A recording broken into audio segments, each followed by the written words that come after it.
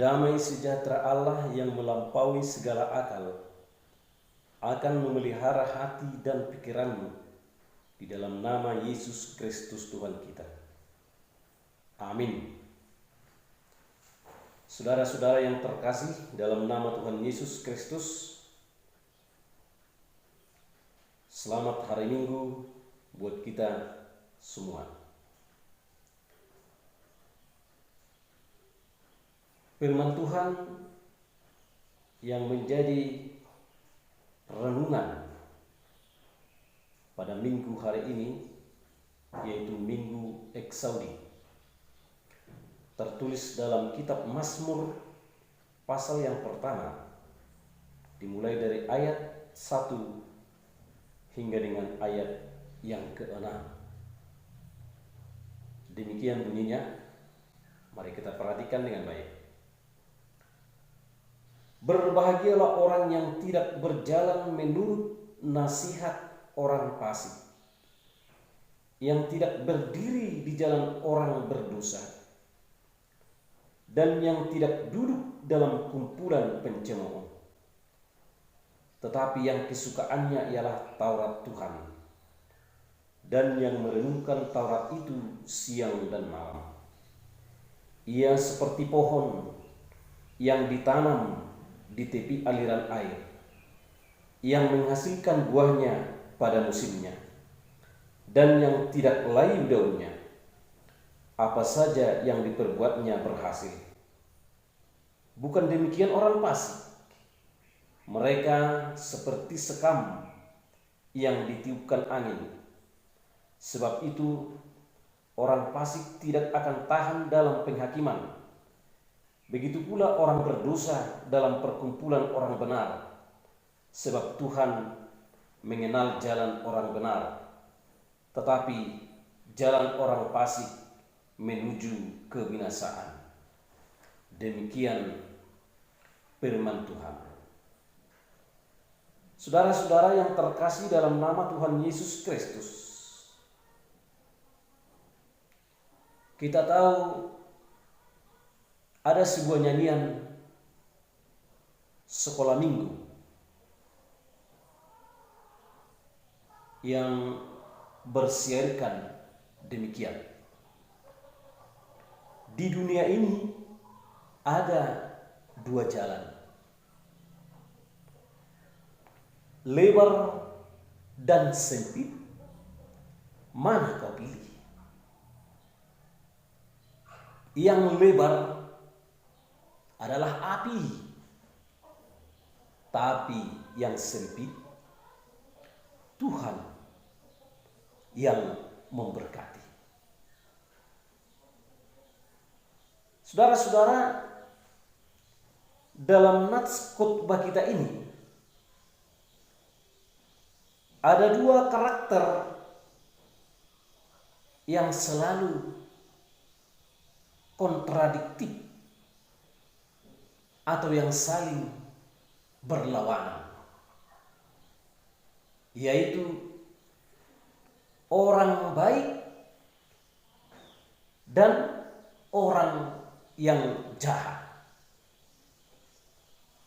Ini tidak dapat bertemu, selalu berlawanan, kontradiktif. Orang baik dan orang yang jahat. Pemazmur mengatakan, berbahagialah orang yang tidak berjalan menurut nasihat orang fasik, yang tidak berdiri di jalan orang berdosa, yang tidak duduk dalam kumpulan pencemooh, tetapi yang kesukaannya ialah Taurat Tuhan, dan yang merenungkan Taurat itu siang dan malam. Itulah keberbahagiaan yang hidup menurut kehendak Tuhan. Saudara-saudara, bila kita mendengarkan hal itu, bagaimana pula caranya bergabung dengan orang fasik, memberikan nasihat kepada orang fasik supaya mereka meninggalkan kejahatannya, di mana dalam pemazmur ini yang tidak mau berjalan, yang tidak duduk dalam kumpulan pencemooh. Dalam arti, dalam pengertiannya, kita tidak dilarang bergabung dengan orang-orang yang jahat. Namun, kita tidak sepaham, tidak bisa ikut dengan perbuatan orang jahat, menjadi kita juga ikut jahat. Seharusnya kita harus dapat mempengaruhi orang yang jahat itu menjadi orang yang baik. Ada suatu kiasan seperti ikan di laut yang hidup di dalam air asin, namun ikan tersebut tidak ikut menjadi asin. Demikian halnya orang benar yang hidup di dunia ini, sekalipun bergabung dengan orang fasik, tetapi dia tidak ikut menjadi orang fasik, tetapi mampu mempengaruhi orang fasik menjadi orang yang benar, yang takut kepada Tuhan, yang merenungkan Taurat Tuhan, yang merenungkan firman Tuhan. Saudara-saudara, Tuhan telah membuat gambaran orang-orang benar melalui para pemazmur ini. Pada ayat 3, ia seperti pohon yang ditanam di tepi aliran air, yang menghasilkan buahnya pada musimnya dan yang tidak layu daunnya. Apa saja yang diperbuatnya berhasil. Nah, orang benar itu diibaratkan seperti pohon yang tumbuh di tepi sungai yang dialiri banyak air, tetapi karena pohon tersebut berakar kuat, dia bertahan hidup walaupun mengalami banyak tantangan. Dia tidak layu sekalipun panas terik matahari yang menyinari.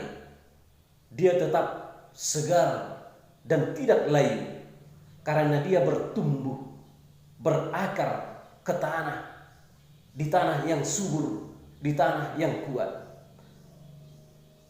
Demikian halnya kehidupan manusia yang berakar kepada Tuhan, yang membuat Tuhanlah satu-satunya sebagai perisai di dalam hidupnya, supaya mereka dapat berjalan di jalan yang benar. Saudara-saudara, namun orang-orang fasik tidak demikian. Orang fasik itu diibaratkan mereka seperti sekam yang ditiupkan angin. Sekam atau debu yang mudah dihembuskan angin, yang tidak mempunyai landasan yang kuat, tidak dapat bertahan. Demikian halnya kehidupan orang jahat itu. Sekalipun kita melihat orang jahat itu seakan-akan kehidupannya berkembang di dunia ini, tetapi itu adalah sementara. Sebab pengharapan kita bukan hanya sekedar di dunia ini. Oleh karena itu kita harus mempertahankan kehidupan yang benar di jalan Tuhan. Kita sudah tahu bahwa orang yang berbahagia adalah orang yang hidup menurut kehendak Tuhan, tidak hidup menurut orang fasik. Itulah keberbahagiaan yang dikehendaki oleh Tuhan. Namun menurut dunia ini, orang itu berbahagia ketika mempunyai banyak harta, mempunyai jabatan yang tinggi, dapat bersukaria, menikmati kekayaan alam. Ketika seseorang itu dianugerahi Tuhan, anak laki-laki, anak perempuan, dan lain sebagainya, itu adalah sekedar keberbahagiaan menurut dunia ini. Dan itu hanya sementara. Bukan itu orientasi hidup kita di dunia ini, tetapi menuju kehidupan yang kekal. Namun orang yang berpengharapan hanya sebatas di dunia ini kehidupan, mereka senang hidup keberbahagiaan itu menurut konsep dunia. Saudara-saudara, Tuhan Yesus mengatakan orang yang berbahagia adalah, di dalam Matius 5 ada di situ 8 ucapan berbahagia. Yang pertama, berbahagialah orang yang miskin di hadapan Allah. Berbahagialah orang yang berduka cita. Berbahagialah orang yang lemah lembut. Berbahagialah orang yang lapar dan haus akan kebenaran. Berbahagialah orang yang murah hatinya. Berbahagialah orang yang suci hatinya. Berbahagialah orang yang membawa damai. Berbahagialah orang yang dianiaya oleh sebab kebenaran. Itulah konsep berbahagia yang diinginkan oleh Tuhan. Bila kita membandingkan dengan konsep duniawi, adalah sangat bertentangan. Tidak cocok. Tidak cocok. Karena keinginan surgawi berlawanan dengan keinginan duniawi. Oleh karena itu,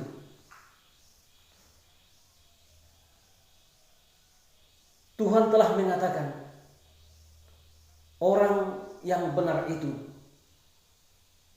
mempunyai ketergantungan dengan Tuhan, terhubung dengan Tuhan. Namun orang yang berdosa, orang yang jahat tidak akan terhubung kemana-mana.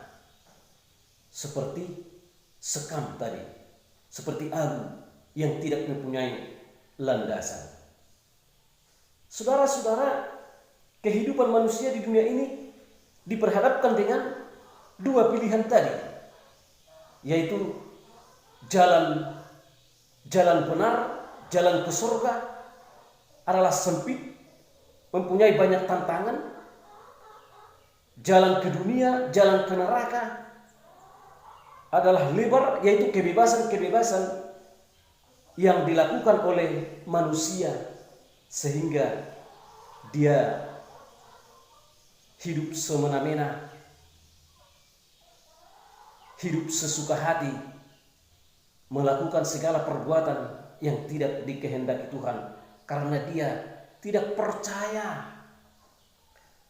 Orang jahat itu tidak percaya dengan keberadaan Tuhan. Tetapi orang yang benar itu kesukaannya adalah Taurat Tuhan. Merenungkan Taurat itu siang dan malam. Itulah saudara-saudara, supaya kita jangan mudah terombang-ambing atau tergoda kekuatan dunia ini, kenikmatan dunia ini, sehingga kita menjadi susah bergerak untuk kembali kepada Tuhan. Bisa kita lihat kehidupan orang berdosa itu ibarat seperti semut yang mendekati segumpalan gula.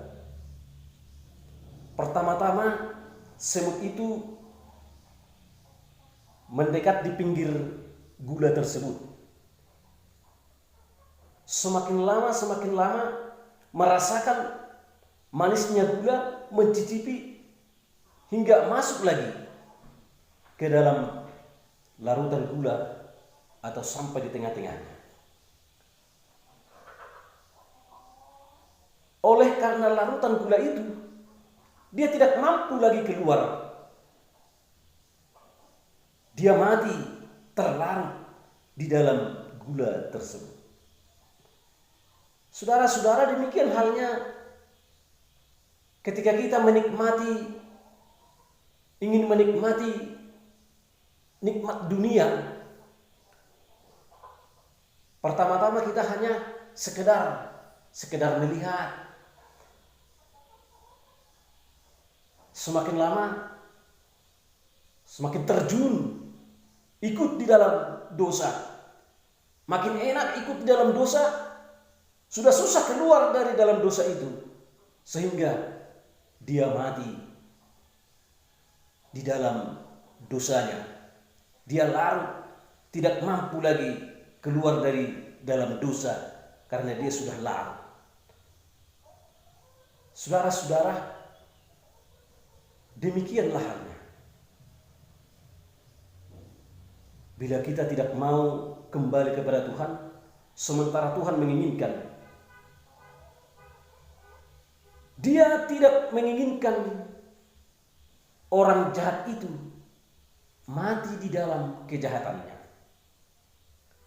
Tetapi hendaklah orang jahat itu bertobat kembali kepada Tuhan sebelum dia meninggal dunia. Tuhan menerima pertobatan orang fasik menghadap kepada Tuhan. Tuhan menerima bila kita berseru kepada Tuhan, bereksaudi, memanggil nama Tuhan.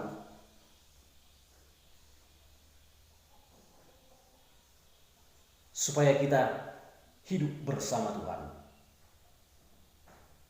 Saudara-saudara yang dikasihi oleh Tuhan,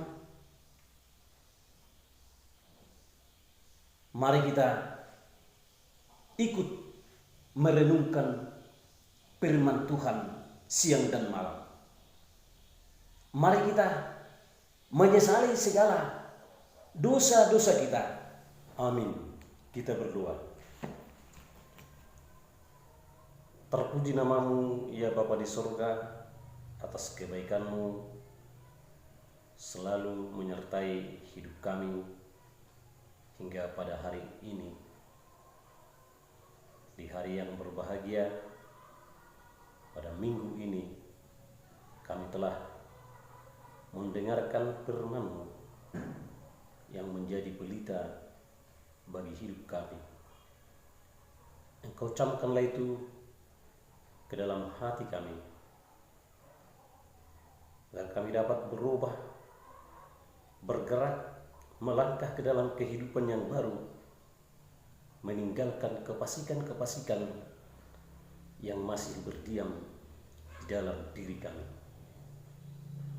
Kasihani kami Tuhan di dalam perjalanan hidup kami. Jauhkan segala mara bahaya. Berikan kasih-Mu Tuhan.